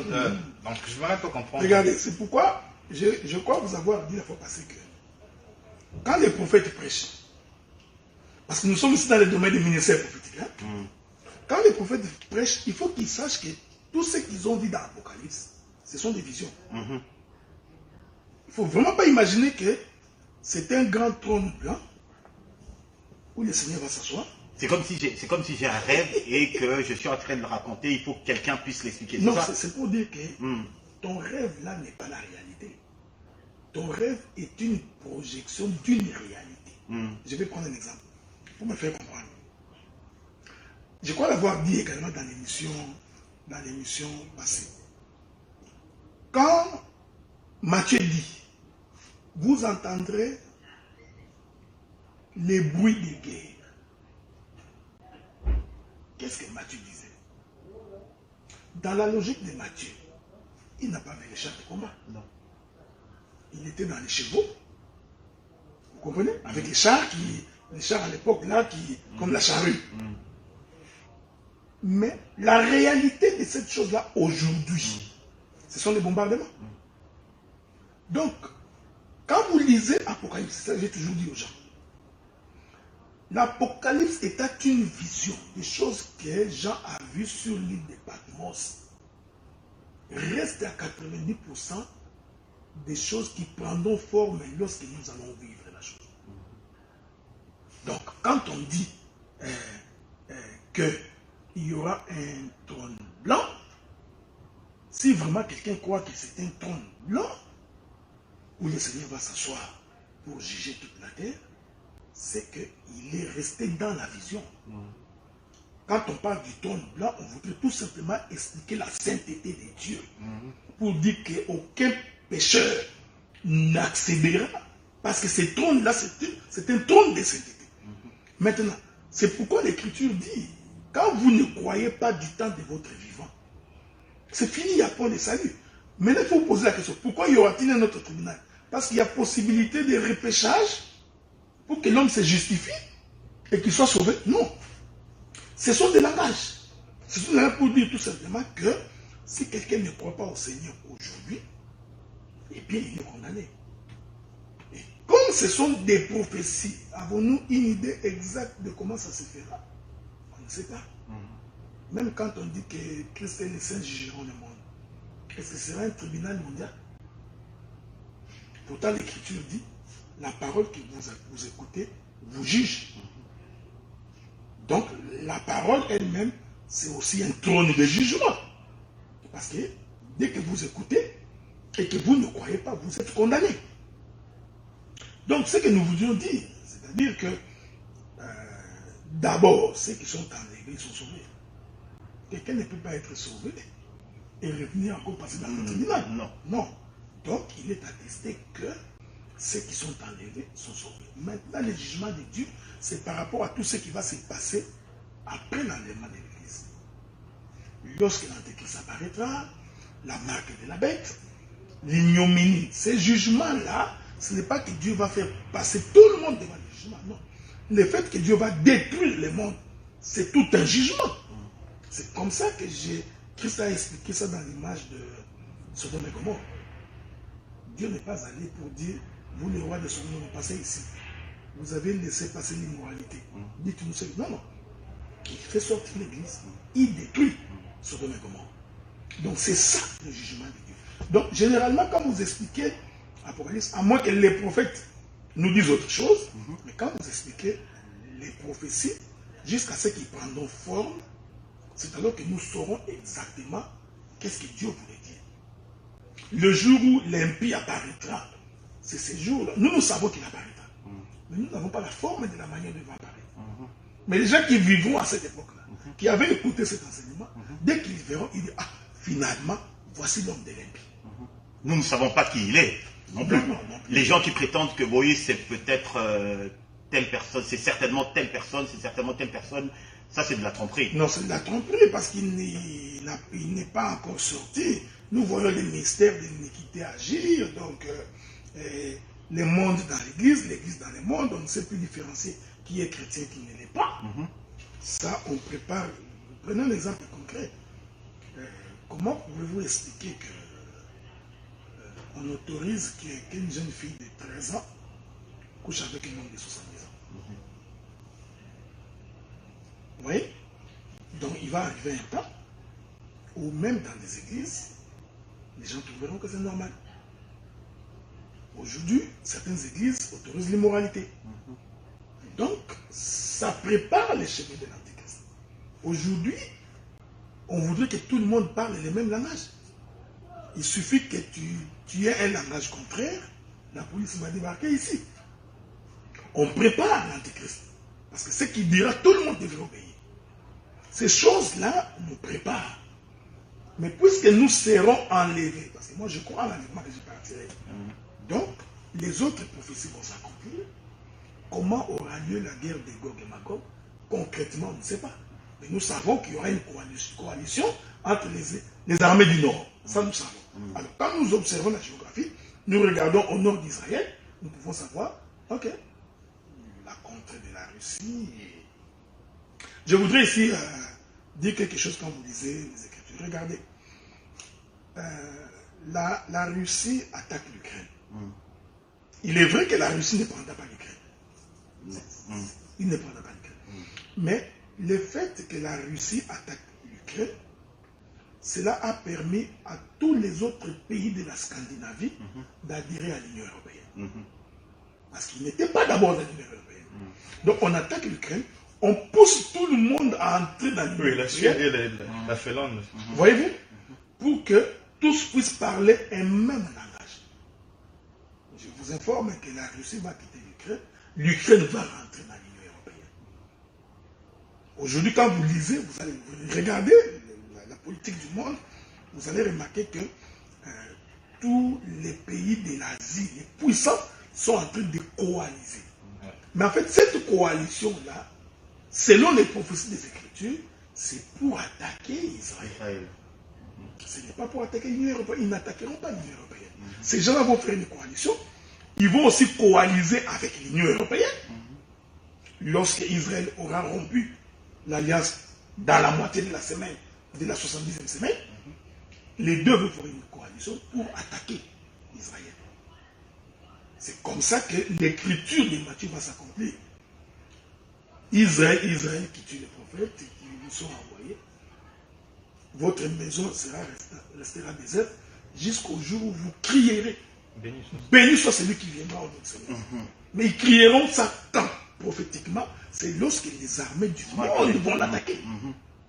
C'est alors qu'ils tourneront vers l'Éternel, vers celui qu'ils avaient crucifié, pour qu'il vienne les secourir. Donc c'est un peu ça. Donc le salut, nous préférons dire, comme les livres des Hébreux disent, maintenant quand vous entendez sa voix, n'endurcissez pas le cœur. Mais quel doit être alors, docteur, qu'est-ce que vous conseillerez aujourd'hui aux croyants? Est-ce que on doit prier pour que Dieu puisse enrayer, par exemple, l'impudicité? Est-ce qu'on doit prier pour le Congo? Est-ce qu'on doit prier pour qu'il y ait moins de tremblements de terre? Quelle doit être notre prière aujourd'hui? Parce que nous voulons faire une prière efficace en se disant que bon, nous avons la connaissance que nous sommes dans les derniers temps. Je ne vais pas perdre mon temps à faire des prières qui n'aboutissent, qui ne servent à rien. Et j'ai remarqué que quelquefois nous faisons même des prières qui sont en contradiction avec les Écritures, avec les prophéties. Alors, quelle doit être notre prière? Est-ce qu'on doit prier pour que Dieu nous préserve du mal, ou on doit prier pour pour échapper aux événements à venir? Quelle doit être notre prière actuellement? Non, mais le problème, c'est que les prophéties des dieux, vous savez, les gens aiment Habakkuk. Tiens-toi à la porte, même si la prophétie de Dieu tarde à s'accomplir, attends-la, elle s'accomplira certainement. Quand les gens disent ça, lui, il voit les maisons, mariage, les voitures. Là, il va crier Amen. Mais c'est pas mauvais ces choses-là, docteur. Mais il n'y a pas que ça comme prophétie de Dieu. Ok. Ok. Donc, Bah, c'est vrai, écoute, Josué, tu ne devrais pas avoir donc ce n'est pas seulement cela la prophétie de Dieu. C'est la prophétie de Dieu, c'est que ce monde va être détruit. Ok. Cette prophétie va s'accomplir et elle s'accomplira certainement. Tellement. Alors, quand quelqu'un a la connaissance de l'écriture et il sait que ce monde ici va être détruit, pourquoi placera-t-il sa confiance dans les choses du monde? C'est ça l'évangile. Pourquoi nous nous attardons pour les biens de ce monde? Nous nous soucions tellement pour les choses de ce monde que de se soucier pour notre âme. L'homme est capable de travailler 7 jours sur 7, 24 heures sur 24 pour nourrir sa chair. 2 heures pour nourrir son esprit. Il n'en a pas la capacité. Parce qu'il ne comprend pas la prophétie de Dieu. Donc, ce que Dieu a dit va s'accomplir. Elle va s'accomplir certainement. Ce monde ici va être détruit. Quand quelqu'un a l'enseignement comme ça, il va plus se préoccuper des choses d'en haut que des choses de ce monde. Mais cela ne voudrait pas dire qu'avoir des maisons de voitures qui sont mauvais. Non. Donc la première préoccupation serait les royaumes des cieux. Maintenant, prier pour son pays, ce n'est pas mauvais parce que la Bible dit que prier pour vos autorités. Nous pouvons également prier pour le Canada, ce qui n'est pas mauvais. Mais il faut savoir que même ces pays ici vont être détruits. D'accord. Ok? Donc cet objectif-là, nous devons les retenir dans notre esprit. Donc, vous priez pour le Congo, c'est une bonne chose. Mais pendant que vous priez pour le Congo, en même temps vous dites, vous priez pour le Congo, en même temps vous dites que l'Éternel tue nos ennemis. Bon, dans vos ennemis là, que les Congolais m'excusent, c'est les Rwandais qui nous attaquent. Okay? Donc tu voudrais que Dieu tue les Rwandais. C'est contradictoire la pensée de l'Écriture. Ok? Est-ce que nous voulons dire que les Rwandais tuent les Congolais, c'est une bonne chose? Non plus. Voilà pourquoi, quand on est enfant de Dieu, on doit comprendre que la guerre qui se passe là rentre dans le cadre des prophéties bibliques. Oui. Vous comprenez? Donc vous n'allez pas échapper. Vous entendrez parler des guerres et des bruits de guerre. Une nation s'élèvera contre une autre. Donc, ces choses vont s'accomplir. Quand on est enfant de Dieu, on lit les signes des temps, on dit il faut s'apprêter. Docteur, vous avez une fille et tout qui rentre bientôt à l'université. Quelle est votre réaction, quelle est votre pensée, quelle est votre attitude chaque matin lorsque vous vous réveillez?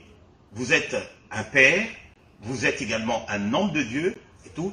Quelle est votre attitude, quelle est votre prière à vous? Comment est-ce que vous percevez le fait que, bon, voilà, dès l'instant où elle quitte la maison, vous n'avez plus aucun contrôle? Comment réagissez-vous face à ça? Et comment, justement, vous abordez la journée? Autrement dit, quelle est la prière que vous faites par rapport à ça? Non, mais parce qu'on est quand même encore dans le monde. Ouais, j'ai pris pour la fille, que Dieu la garde, et qu'elle parte et qu'elle revienne en paix. C'est la prière que j'ai faite. Donc, tout en ignorant pas que l'enlèvement peut arriver à tout moment. Et je suis sûr que s'il y a l'enlèvement, nous allons nous retrouver quelque part. Okay? Donc, et je crois, regardez, il y a une prière que le Seigneur a dite aux apôtres. Il dit, quand il leur donnait la manière de prier, il dit préserve-nous du mal. Ok. Préserve-nous contre la tentation, des choses comme ça. C'est-à-dire que tout en étant dans le monde est corrompu, notre prière est que Dieu nous préserve, que Dieu nous garde jusqu'à ce qu'il reviendra pour nous chercher. Mais nous savons que l'enlèvement est imminent. Nous nous sommes réveillés un matin, le monde était plus dans la coronavirus. Ça n'a pas pris 10 minutes. On s'est réveillé un matin, tout le monde, la ville ici était vide, nous étions tous enfermés. Donc, si déjà vous voyez ces choses, vous comprenez que l'enlèvement peut aussi avoir lieu comme un clin d'œil. Et docteur, en parlant de l'enlèvement, merci pour tout cet arrosoir-là. Et j'aimerais poser une question concernant la prédestination. Parce que c'est Romains 8, c'est Paul qui nous parle de la prédestination. Alors, il dit que tous ceux que Dieu a connus d'avance, il les a prédestinés à être semblable à son fils, afin que son fils soit le premier entre plusieurs frères. Alors, qu'en pensez-vous de l'enlèvement de l'Église? Est-ce que c'est une prédestination ou pas? Est-ce que Dieu aurait-il un penchant envers les élus, ou il sera un Dieu pour tous? Bon, parce que aussi, la Bible nous dit que quand Pierre lance le filet, c'est pas tous les poissons de la mer qui ont été vidés, non, il y avait que quelques poissons. On aimerait pour comprendre est-ce que c'est un mystère, l'enlèvement de l'Église? Est-ce que Dieu lui-même il sait? Ou celui qui va être sauvé, est-ce qu'il le sait? Ou c'est qu'un secret qui révèle à Dieu? Parlez un peu de la prédestination. 2 petites minutes, docteur, étant donné qu'on est pris par le temps. Brièvement, on va revenir là-dessus. Un jour, Abraham était en train de sacrifier. Pendant qu'il sacrifiait, il s'endort. Okay. Il n'a pas coupé les oiseaux et puis il s'est endormi. Et alors, pendant qu'il s'était endormi, les oiseaux de proie sont venus pour manger le... C'est prophétique, hein? C'est le pain, c'est le pain. Non, c'est prophétique. C'est pas le lait, c'est le pain. Moi, j'étais déjà parti. Ça rend ivre. Nous pouvons expliquer les 70 semaines de Daniel dans ça. Ouais, nous pouvons expliquer. La nourriture solide. Ouais. L'état qui dort là, c'est quoi ça, ce sommeil là? Les oiseaux qui viennent, lui qui se réveille là, c'est quoi? On peut expliquer toutes ces choses. Que c'est agréable. Que c'est agréable. Alors Dieu va dire à Abraham, il dit, écoute, ta postérité va aller dans une terre étrangère. Ça a été décidé par Dieu. Par lui-même. Israël n'a jamais démarré. Israël, lui, croyait que c'était par sa volonté qu'il allait en Égypte. Tu vois, quand il y a la famille, ils sont descendus. Joseph. Voilà, Joseph. Les patriarches. Oui. Pour eux, ils pensaient que c'est tout à fait normal. Nous manquons du pain. C'est pourquoi nous sommes allés en Égypte. Mais cependant, Dieu l'avait décidé de par lui. Vous voyez la prédestination. Mais l'homme qui fait, lui, ne peut pas comprendre que c'est Dieu. Il dit que nous, il y avait tellement la famine là où nous étions, c'est comme ça que nous sommes allés en Égypte. Mais cependant, Dieu avait décidé par Abraham. Si Abraham avait dit à Isaac, en fait, Dieu m'avait dit que ma postérité descendra en Égypte. Donc, Abraham allait dire, ok, Isaac, si Isaac était au courant, si Jacob était au courant, les jours où il descendait en Égypte, il allait se dire, Dieu avait dit qu'en descendant, nous deviendrons esclaves. Donc il allait dire, non, ne descendons pas. Donc vous voyez, l'homme qui est prédestiné, lui-même ne se rend même pas compte que Dieu l'avait déjà choisi. C'est pourquoi l'Écriture dit, ce n'est pas vous qui m'avez choisi, c'est moi qui vous ai choisi. C'est comme ça que l'on comprend la prédestination. C'est-à-dire qu'en tant qu'enfant de Dieu, tout acte qu'on pose, Dieu le sait. S'il ne le sait pas, il n'est pas Dieu. Amen. Donc Israël descend en Égypte. Dieu ne change pas. Quand il descend en Égypte, il n'est pas descendu pour les Égyptiens. Pourquoi vous voulez qu'il en soit autrement aujourd'hui? Pourquoi vous voulez que Dieu sauve tout le monde? Mais il ne change pas. Quand il descend en Égypte, il dit, pour mon peuple, Acte des Apôtres dit ceci, l'Éternel Dieu a jeté les regards sur la terre. Il s'est choisi un peuple pour porter son nom. Pourquoi voulez-vous changer les choses? Pourquoi voulez-vous changer les choses? Donc, c'est de cette manière que l'on comprend. Mais nous, en tant que prédicateurs, nous ne savons pas de quelle manière Dieu s'est choisi son peuple. Qu'est-ce que nous faisons? Nous prêchons tout ça. Croyez en Jésus, vous serez sauvés. Christ est mort pour vous tous. C'est ce que nous disons. Tout en sachant que... C'est lui qui a la connaissance, il sait que personne ne peut venir s'il n'est pas attiré par le Père. Donc ce n'est pas parce que moi j'ai parlé. Mais Dieu a voulu que nous parlions pour que lui-même Dieu décide, toi attends, ou toi tu n'entres pas. Quelqu'un est entré frauduleusement dans une fête. Matthieu 22. Matthieu 22. Voilà, donc le maître de la cérémonie veut dire, mais comment toi tu es entré ici sans vêtements de fête? Prenez-les, mettez-les dehors. Là encore, 70 semaines de Daniel. Mettez-les dehors, là où il y a les grincements des dents. Donc nous comprenons que celui qui a été mis dehors là, c'est la Vierge folle. Parce que les Vierges folles sont restées dehors, là où il y a les grincements des dents. Donc c'est pour dire que cette notion-là dépend formellement de Dieu. Donc nous nous abandonnons entre les mains de Dieu, mais nous croyons quand on est fils d'Abraham, on suit les traces de Jacob. Donc si quelqu'un dit qu'il est fils de Dieu, il faut que dans sa marche, que nous voyons qu'il marche comme Abraham. Il marche comme Isaac, il marche comme Jacob. Tu ne peux pas dire que je suis un enfant de Dieu, je suis prédestiné pendant que tu vas dans une boîte de nuit. Non. Les fils d'Abraham ne vont pas dans une boîte de nuit. Et j'appartiens pas à une église locale, par exemple. Je dis que je suis fils de Dieu, mais j'appartiens pas forcément à une église locale. Nous appartenons à Christ. Mais Dieu a fait en sorte que la parole soit annoncée dans une église locale. Parce que sans une église locale, tu ne peux pas comprendre les Écritures. Okay. Mais tu n'appartiens pas à l'église locale. Okay? Tu appartiens à Christ, mais il y a un endroit. Les Juifs, ils savaient que si je voudrais sacrifier, je vais aller au temple. Okay. Les Juifs, quand ils vont amener son offrande, il va au temple. Quelqu'un ne peut pas rester à la maison et dire que je ne vais pas au lieu de culte. Non, il doit aller au lieu du culte. C'est là qu'il apporte son offrande. C'est là qu'il apporte sa collecte, son aumône, tout il apporte. Croire en Dieu et se dire chrétien, croyant, mais ne pas... mais je prie chez moi. Je ne pêche pas. Est-ce que je pêche? Oui, tu pêches. En quelle odeur? Parce que la Bible dit que celui qui éloigne la loi de Dieu de sa bouche, sa prière est une abomination. Or, pour avoir la loi de Dieu, il faut aller consulter les Lévites. C'est les Lévites qui est le lecteur de la loi. Une fois que tu connais la loi, tu peux prier. Mais si tu ne connais pas la loi, comment tu prieras? C'est ça l'importance de l'enseignement. Celui qui n'a pas l'enseignement, même sa prière est mauvaise.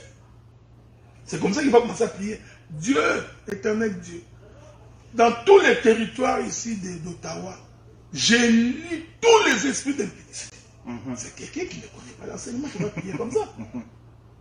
Parce que tu ne peux pas lier un esprit d'impudicité. Donc la Bible dit, laissez les blés et l'ivraie croître ensemble. Au moment de la récolte, nous ferons la différence. Matthieu 13. Voilà. Nous aurons toujours des impudiques, des voleurs au milieu de nous. Tout ce que je vous lierai sur la terre sera lié dans les cieux. Il parle de quoi alors? C'est une très belle question.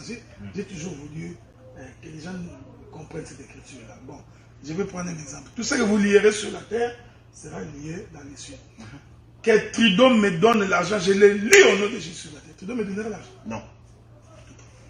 Cela veut dire, ce qu'on lit sur la terre, c'est ce que Christ a dit. Il dit ceci. Notre Père qui est dans les cieux. Que ta volonté soit faite sur la terre comme au ciel. Ce qu'on lit sur la terre, c'est la volonté de ce qui a été lié dans les cieux. C'est-à-dire que le Seigneur voulait nous faire comprendre que ce que nous ne pouvons faire sur la terre, c'est seulement ce qui a été fait dans les cieux. Parce que c'est les cieux qui nourrissent la terre. Vous comprenez ce que nous disons? Donc cette écriture ne peut pas être prise littéralement. Tu comprends ce que je dis? Donc, sans que vous lirez n'importe quoi. C'est pourquoi nous précisons. Je ne voudrais pas ici entrer dans les données prophétiques. Donc quand la Bible dit que ce que vous lirez sur la terre, c'est-à-dire que mais ce que vous liez sur la terre vient du ciel. Mais cependant, comme vous êtes sur la terre, vous pouvez dire ce que l'Éternel a décidé du haut des cieux, que cela s'accomplisse ici.